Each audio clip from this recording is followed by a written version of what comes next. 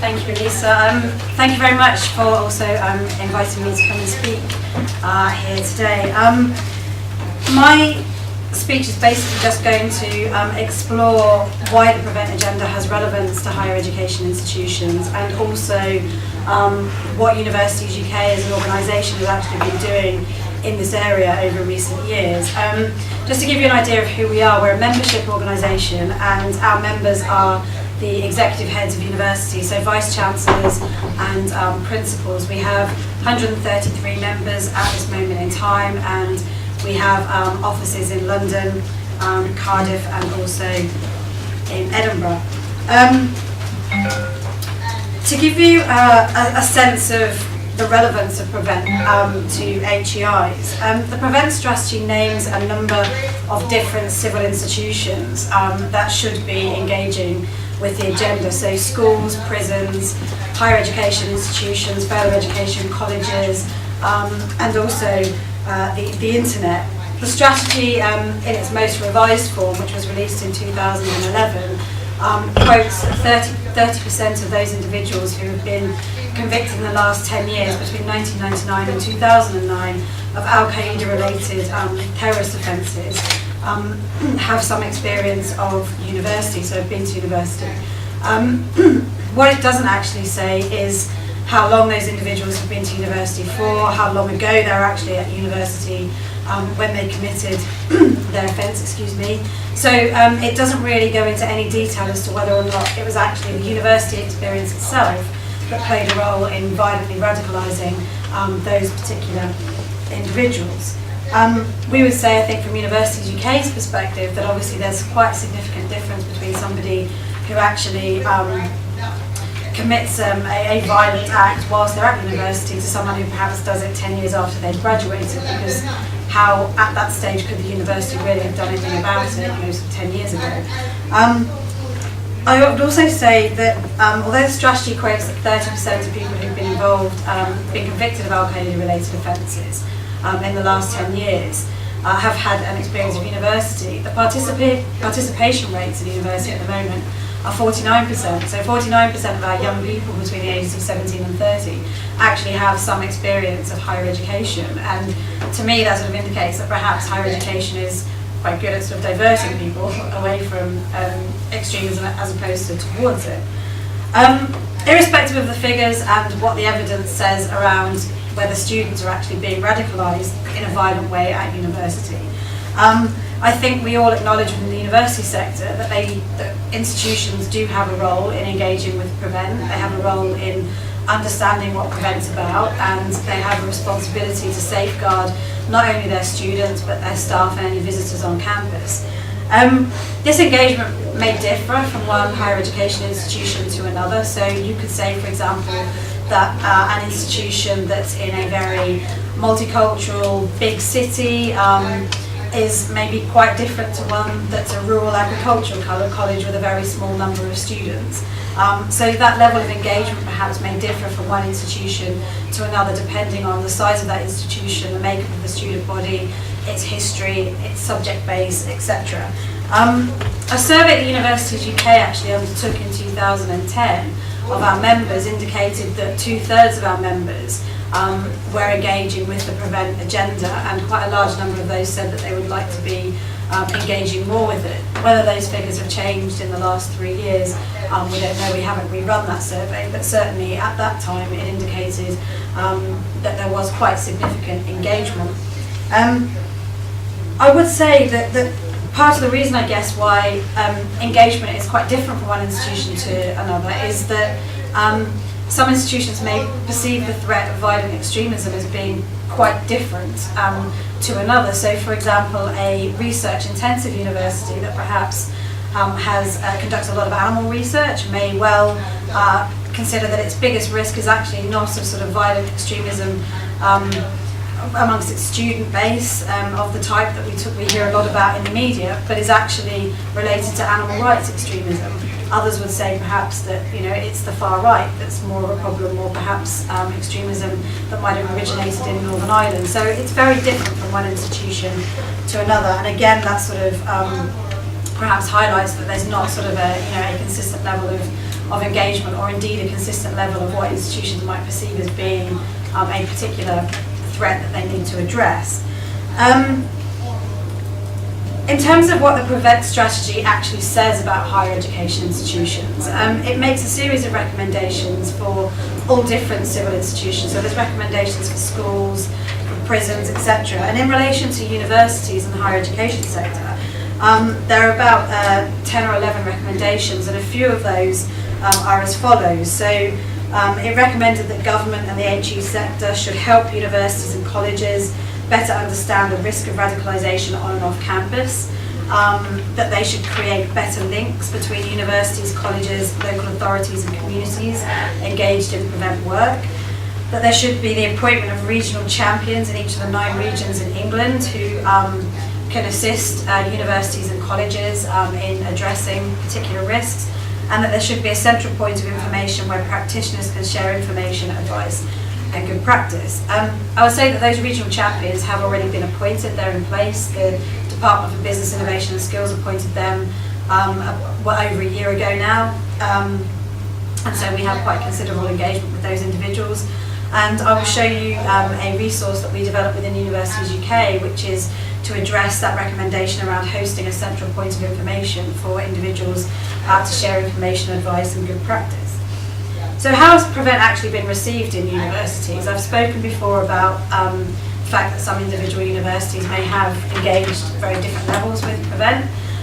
There are some examples, the University of Essex being one, that have actually developed their own policies directly around tackling violent extremism. So they've come up with a sort of coordinated and cohesive policy which includes use of the internet, freedom of speech, the involvement of the Students' Union, and they've merged all of those different elements into one policy which is actually geared towards addressing violent extremism. There are others that have got very comprehensive policies around external speakers on campus, and there are others that have developed policies around dealing with particularly sensitive issues and working with different groups on campus to make sure that people sort of get along nicely, but that there's lots of discussion and debate around what could be quite sensitive and controversial issues. So in terms of how it's actually been received by universities, I think we've already heard quite a lot about perhaps how the original PREVENT agenda was perceived, particularly in relation to its focus on Islam, and I think that those sort of concerns were very much sort of prevalent within the university sector when the first PREVENT agenda came out. I think there have been accusations that PREVENT potentially requires universities to spy on their students. The organisation Liberty has talked about PREVENT being sort of clandestine, and there's a lack of operational transparency. Again, that was in relation to the initial PREVENT agenda, not the one that there is in place at the moment. But that it was originally far too narrow in focus, looking only at Al-Qaeda related inspired extremism, but also too broad in its scope, in that it fails to differentiate adequately between the expression of dissenting views or views that might be offensive or controversial or distasteful, with views that actually indicate real criminal intent. And that's something that's really important to universities, particularly because universities in England and Wales have an explicit duty to secure freedom of speech and to facilitate debate and discussion potentially around sensitive issues. So I want to just kind of move on around how the university role has actually kind of been perceived externally as well, because there's quite a lot of focus on universities in the media and this agenda, particularly in relation to external speakers. And there have been lots of accusations that universities are providing a platform for violent extremists, that students are being radicalised on campus. And I think there's, to some extent, been some confusion around correlation and causation as well, in that this goes back to my earlier point, the university experience may not have actually been relevant to an individual actually being violently extreme. So the fact that 30% of individuals who've been found convicted of Al-Qaeda related terrorism have had some university experience is not necessarily an indicator that it was a university experience itself that led to that violent radicalisation. I think as well there's been a narrative around universities potentially being able to know what their students are doing at all times, and I think perhaps very different to the experience of students in schools. University students are adults, they have differing levels of engagement with their institutions depending on the courses that they're doing. They're very much integrated with a wider community and have a number of different influences on them, which are not just influences on campus, so family, the internet, religious organisations, their friends, etc. And so university students do not exist in a bubble, and I think there's been quite a lot of sort of, some of the accusations around universities and their role has sort of not really acknowledged the university experience involves a lot of different elements, and the students go to university, but they also have lots of other experiences that happen outside of the campus. Just to talk a little bit about one of the areas that Universities UK has played quite a significant role in terms of providing support to universities in understanding, prevent and sharing experiences. In May of last year we launched this website called Safe Campus Communities, which very much sort of signposts individual universities and higher education institutions to a range of resources around this agenda. So you see along sort of the top that there's lots here about understanding the issues, there's links to the Prevent agenda itself,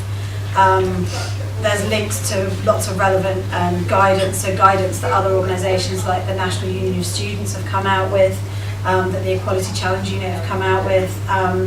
There's also links to the regional coordinators who I mentioned earlier, who were appointed by the Department of Business Innovation and Skills and operate